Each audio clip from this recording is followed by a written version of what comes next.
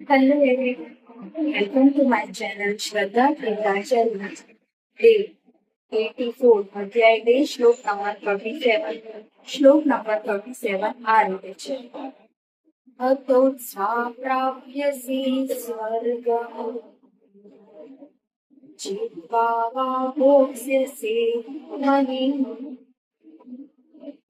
તસ્માत् તિષ્ઠ કૌન્તેય યુદ્ધાય નિશ્ચય. આનો અર્થ થાય છે હતો વા એટલે હારી જઈશ તો પ્રાપ્સ્યસી તને પ્રાપ્ત થશે સ્વર્ગ સ્વર્ગ. પછી બીજું છે જીતવા વા જીતી જઈશ તો ભોક્ષ્યસે તું ભોગવીશ સ્વર્ગ ભોક્ષ્યસે મહિમ એટલે પૃથ્વીનું રાજ્ય. તસ્માદ ઉત્તિષ્ઠ કોણ તસ્માદ એટલે તેથી ઉત્તિષ્ઠ ઉભો થા કોણ તે કુંતી પુત્ર તસ્માદ ઉત્તિષ્ઠ કોણ યુદ્ધાય યુદ્ધ કરવા કૃત નિશ્ચય એટલે નિશ્ચય કર દ્રઢ નિશ્ચય કર. એટલે ભગવાન અર્જુનને આમાં શું સમજાવે છે કે તું જો યુદ્ધ કરતા કરતા મૃત્યુ પામીશ ને તો તું શહીદ કહેવાઈશ, તારી વીર ગતિ થશે અને તું સ્વર્ગને પામીશ. અને જો તું જીતીથી જઈશ ને તો પૃથ્વી લોકનું રાજ્ય ભોગવીશ.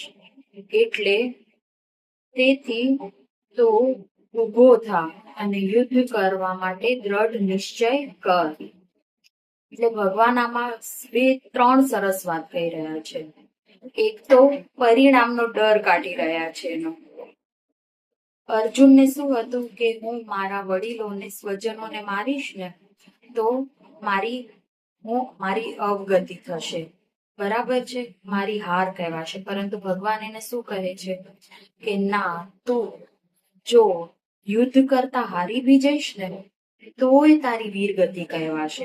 તું કાયર નહીં કહેવાય, તું ભાગ્યો નહીં કહેવાય, તારી વીર ગતિ થશે કે તું લડતા લડતા મર્યો છે. લોકો તને શહીદ માનશે, તારું માન વધશે અને તારી સ્વર્ગમાં પ્રાપ્તિ થશે. અને ભગવાન શું કહે છે કે જો તું મહેનત કરી અને જીતી જઈશ ને તો તને પૃથ્વી લોકનું રાજ્ય મળશે. એટલે તારી હારમાં પણ હાર નથી અને જીતમાં પણ હાર નથી. એટલે કોઈ પણ પરિસ્થિતિમાં તું સત્યના માર્ગે ચાલીશ ને તો કદાચ સફળ નહીં થાય ને તોય તારી હાર નહીં કહેવાય. એમ ભગવાન એને આ વસ્તુ સમજાવી રહ્યો છે. પછી બીજી વસ્તુ શું કહે છે, અદ્રઢ નિશ્ચય કર. એટલે તું જે લડી રહ્યો છે ને એ દ્રઢ સંકલ્પથી લડ, અડધામ અને ના લડ. 100% સંકલ્પ કર કે ના, મારે યુદ્ધ કરવું જ છે. 100% તું ધારીને કર. જો આપણે મન વગર પણ કોઈ કામ કરીએ ને તો એ સરખું ના થાય. એટલે તું 100% મન આપીને દ્રઢ સંકલ્પ કરીને કરીશ ને કામ તો 100% તું સફળ થઈશ. બરાબર છે.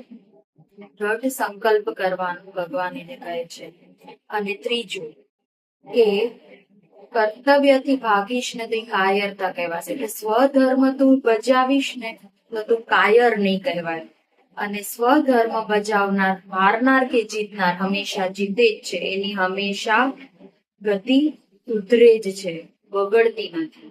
બરાબર છે. એટલે ભગવાન આપણને પણ આ વસ્તુ સમજાવી જાય છે.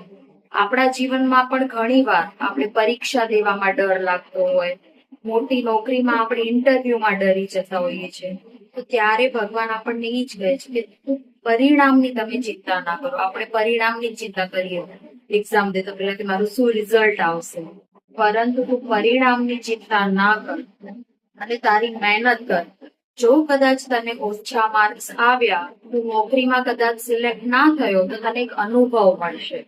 અને જો તું જીતી, સારું રિઝલ્ટ આવ્યું કે નોકરીમાં તો સિલેક્ટ થઈ ગયો તો તારો ગ્રોથ થશે. પણ એ તારી હાર તો બિલકુલ નથી જ. આ વસ્તુ આપણને ભગવાન આમાં સમજાઈ રહ્યા છે. બરાબર છે. અને ઉભો થાનો અર્થ શારીરિક રીતે ઉભો થવાનું નથી કહી રહ્યા, પરંતુ આપણી આળસ, અજ્ઞાન અને મોહને મૂકીને મનથી ઉભા થવાનું કહી રહ્યા છે. આપણે સજાગ કરવા માટે કહી રહ્યા છે ભગવાન. એટલે આ શ્લોક આપણા જીવનમાં પણ બહુ જ મહત્વ છે. આપણે સ્વધર્મ કર્તવ્ય કરતા કરતા પલાયનવાદ ના સ્વીકારીએ, સ્વધર્મ બજાવીએ તો આપણી જીત ચોક્કસ થાય ને થાય જ છે. એટલે ભગવાન કેટલું સુંદર, યુદ્ધાય કૃત નિશ્ચય, તો કૃત નિશ્ચય કરીને યુદ્ધ કરવા ઉભો થા. બરાબર છે. એટલે ભગવાન આ શ્લોક બહુ જ સુંદર રીતે સમજાવે છે અર્જુનને.